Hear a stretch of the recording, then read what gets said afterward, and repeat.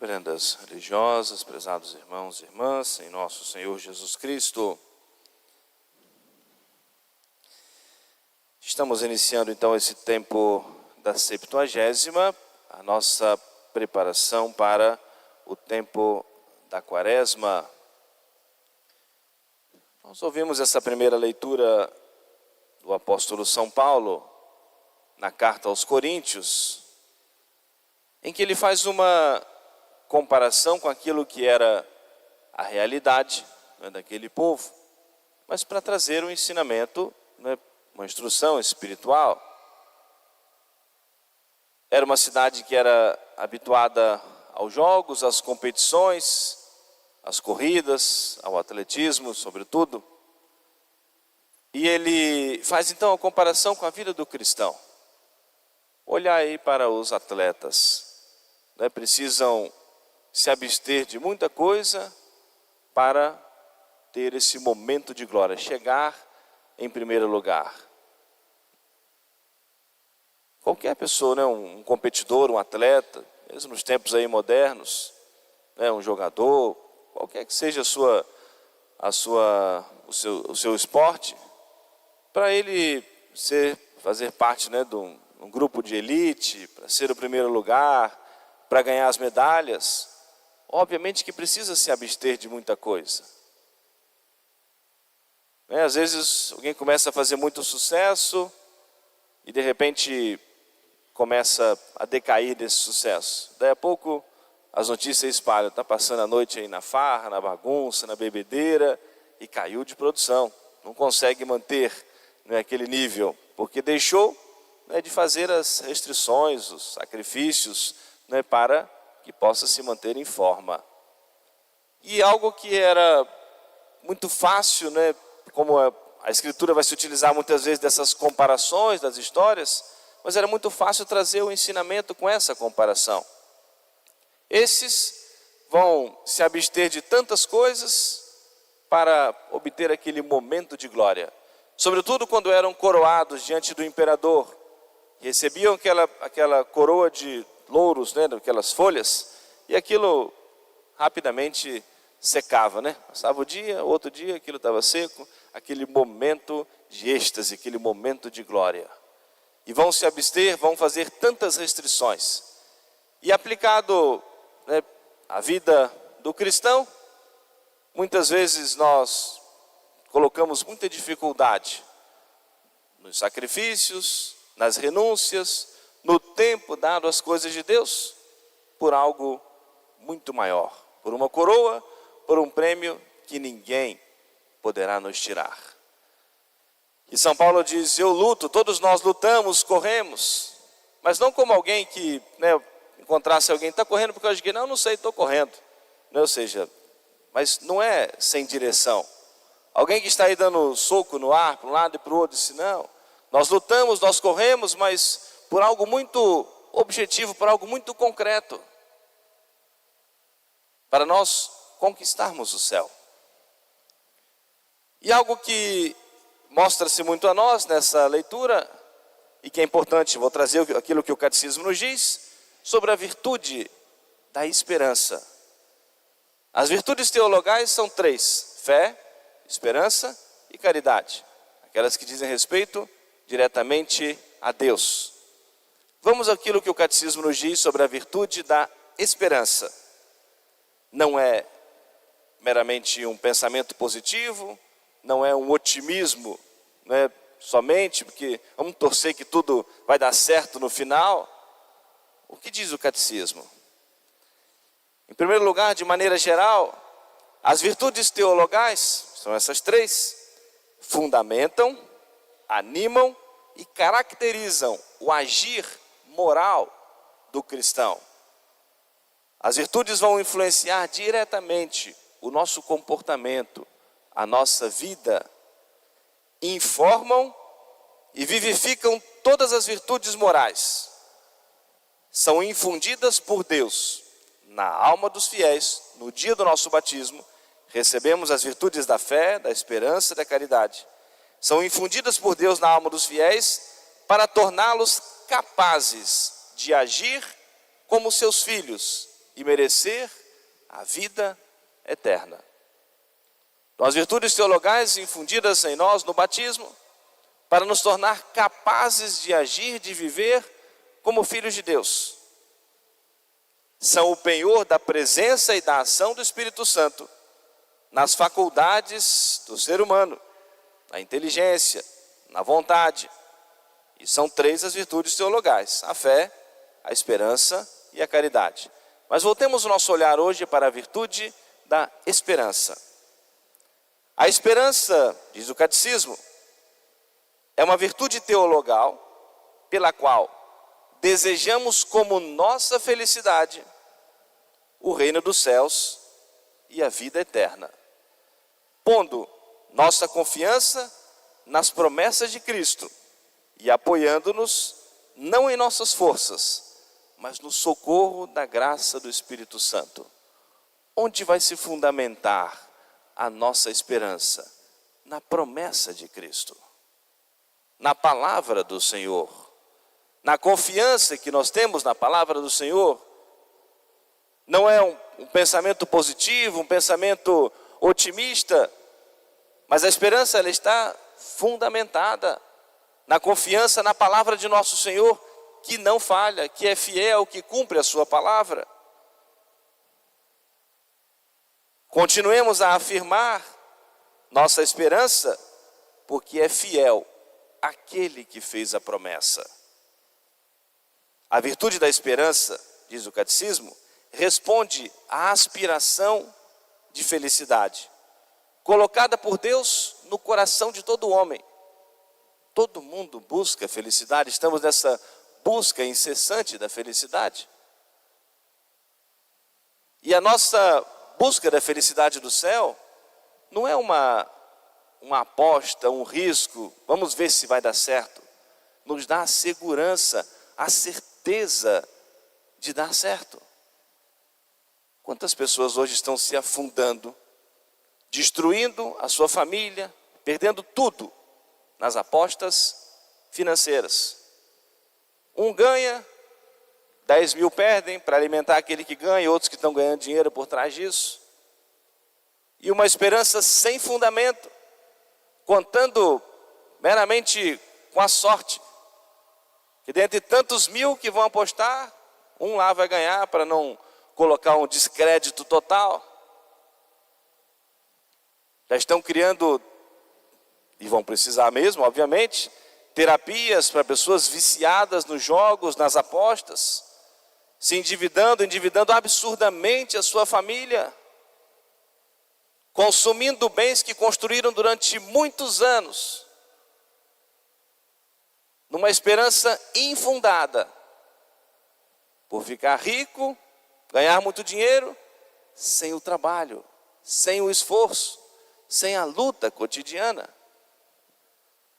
Mas a esperança cristã não é vamos apostando fichas, quem sabe no final vai dar certo. Não. Está fundamentada na palavra de nosso Senhor, nesse Deus que é fiel. Essas casas de apostas, esses jogos todos aí criados, né, com a facilidade da internet, está levando isso para acesso a todo mundo. Não querem a sua riqueza, querem o enriquecimento deles, obviamente. E a ilusão, a promessa, a propaganda de que vai dar certo, e vão se enriquecendo cada vez mais e empobrecendo cada vez mais as pessoas que estão se viciando nas apostas. Totalmente contrário à esperança cristã. A virtude da esperança responde à aspiração da felicidade colocada no coração de todo homem. Assume as esperanças que inspiram as atividades dos homens. As nossas ações, as nossas escolhas, as nossas atividades precisam ser inspiradas por essa esperança da vida eterna. Purifica-as para ordená-las ao reino dos céus. A virtude da esperança, diz o catecismo, protege contra o desânimo, que muitas vezes bate à nossa porta. E a esperança cristã nos protege contra o desânimo. É um alento em todo esmorecimento. Dilata o coração, abre o coração na expectativa da bem-aventurança eterna. O impulso da esperança preserva do egoísmo e conduz à felicidade da caridade. Quanta coisa maravilhosa, bonita e tão profunda nos diz o catecismo sobre a esperança cristã. E é exatamente o que o apóstolo São Paulo nos ensina hoje. Nós combatemos, nós lutamos, mas não como quem corre à toa, sem sentido, como alguém dá soco aí no ar, mas por uma coroa incorruptível, pela recompensa do céu. Essa semana agora foi celebrado o Dia Mundial de Combate ao Câncer Infantil. Interessante que os sites católicos publicaram algumas crianças e adolescentes que morreram na sua adolescência, feridos pelo câncer, e como transformaram isso num momento muito especial de um encontro com Deus. Carlo Acutis, que está sendo tão publicado no meio da juventude agora, bem-aventurado Carlo Acutis. Uma outra jovem também, morreu também com muita ferida pelo câncer, mas transformou isso nessa esperança, nessa proximidade com o céu, Chiara Luce. Uma outra jovem também da Espanha, chamada Alexia. E foi interessante, foram apresentando esses que ainda no início de sua vida, no vigor da sua juventude, com uma doença que castiga tanto, que fere tanto a humanidade, mas aprenderam a viver isso com esperança, com a esperança cristã, e transformaram o ambiente, todos aqueles que estavam no seu entorno, nesse momento de fé, de esperança cristã. E por isso que diz o catecismo que a esperança, a virtude da esperança, é um alento em todo esmorecimento, protege contra o desânimo que muitas vezes bate à nossa porta. Todos nós fomos chamados por Deus para trilhar um caminho de santidade. O evangelho de hoje, segundo São Mateus, nos conta essa parábola de um senhor que saiu, um proprietário, para contratar operários. Estava no tempo da colheita das uvas. Saiu às 7 da manhã, às 9 da manhã, ao meio-dia, às 3 da tarde, às 5 da tarde, já no finalzinho do dia. E encontrava pessoas lá ociosas nas praças, e com essa mesma pergunta: por que estáis aqui ociosos o dia inteiro? É porque ninguém nos contratou. Vinde também para a minha vinha. E combinou lá o pagamento, 1 denário aí para cada um, era o dinheiro que eles tinham na época. Nós fomos chamados por nosso Senhor para o céu, essa vocação à santidade e a vocação para o céu. Obviamente, se eu fizer a pergunta aqui, é a razão de nós estarmos aqui, quem quer ir para o céu, penso que todos vão levantar o seu braço. É a razão pela qual nós estamos aqui. Esse chamado de Deus, a vocação à santidade, a vocação ao céu. Mas para nós conquistarmos o céu, não podemos ficar ociosos, porque o chamado existe de nosso Senhor para todos. Aqueles trabalhadores inventaram ali algumas desculpas: não, ninguém nos chamou, então estou chamando agora. Alguns foram chamados por Deus, privilegiados, na sua infância. Nasceram num berço católico, batizados recém-nascidos, fizeram a sua catequese, sua primeira comunhão, ainda já no início do uso da razão, na sua infância, catequizados, crismados, educados na vida da igreja, chamados por nosso Senhor na primeira hora. Outros vão conhecer a fé, talvez com um pouco mais de esforço, na adolescência, outros na juventude, outros já na idade adulta, outros que vão se convertendo no decorrer de sua vida, às vezes já numa idade avançada, às vezes nos últimos instantes de vida. Mas todos são chamados por nosso Senhor. Em algum momento vamos perceber esse chamado de nosso Senhor à santidade. E o batismo que recebemos, infundindo em nós, nos tornando filhos de Deus, apagando em nós o pecado original, infundindo em nós as virtudes, os dons do Espírito Santo, já fundamenta todo esse chamado para a santidade. Mas é preciso nós nos colocarmos também a caminho.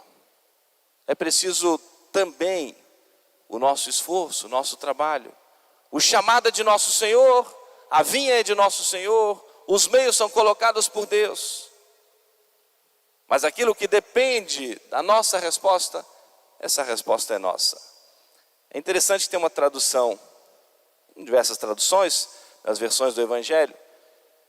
Tem uma tradução do Evangelho que diz que nessa última hora, às 5 da tarde, não é, quando o homem lá foi chamar aqueles homens que estavam lá ociosos na praça, e perguntou assim: por que vocês estão aqui ainda com as costas direitas? Ou seja, não tem marca de trabalho, né? Então aí, confortável, empinadinhos, né? Quem trabalhou o dia inteiro no sol, no final do dia, o aspecto de cansado, suado, vocês não têm marcas de trabalho, né? Estão com as costas direitas ainda. É uma tradução interessante. E que eu aproveitei isso para poder trazer um ensinamento para nós. A vida do cristão também, aquele que vive a sua fé, deixa marcas. Alguém que tem o hábito, né, a prática na sua vida de ajoelhar-se com frequência, tem marcas nos joelhos, né? Se a gente não tem, precisa construir essas marcas no joelho, né? Talvez estamos ajoelhando pouco. Fez o nosso terço, pode ser que eu tenha adquirido um terço novinho hoje, né? Mas se é um terço que eu uso, que eu já tenho há muito tempo, normalmente ele está um pouco desgastado, né? Porque muitas vezes as contas foram passadas. Um livrinho de oração que a gente adquire, é bonito quando a gente vai muitas vezes visitar uma pessoa, um enfermo, ele está ali a cabeceira da cama, um livrinho todo desgastado, amarelado, né? As páginas, as marcas do tempo, né? Porque muitas vezes já foram folheados aquele livrinho. As orações já foram rezadas ali muitas vezes. O terço desgastado, as marcas, né, no corpo. Alguém que trabalha no serviço duro do campo, né, as marcas nas mãos, os calos nas mãos, tudo isso. E na parábola o Senhor pergunta: por que estás aqui no final da tarde com as costas ainda direitas, não tem marca nenhuma de trabalho?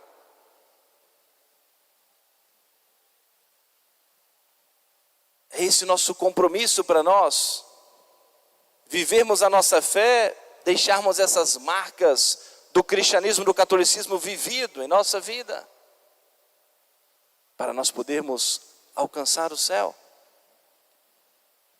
A igreja vai nos preparando nessas 3 semanas para o tempo da quaresma e vai convidar a todos nós para a oração, para os sacrifícios, para as penitências, para criar essas marcas em nós. Obviamente são sinais externos, mas mais importantes na nossa alma, de uma alma que reza, que vive na contrição, no seu coração, que se arrepende muitas vezes do seu pecado e procura se emendar. Um coração que está disposto a fazer o bem, um coração que abre-se à graça de Deus, abre-se ao perdão, abre-se à misericórdia, abre-se à prática da caridade.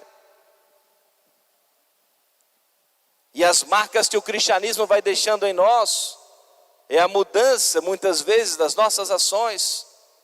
Vou me tornando mais paciente, mais manso, mais caridoso, mais misericordioso. São as marcas espirituais que o cristianismo vai deixando em nossa alma.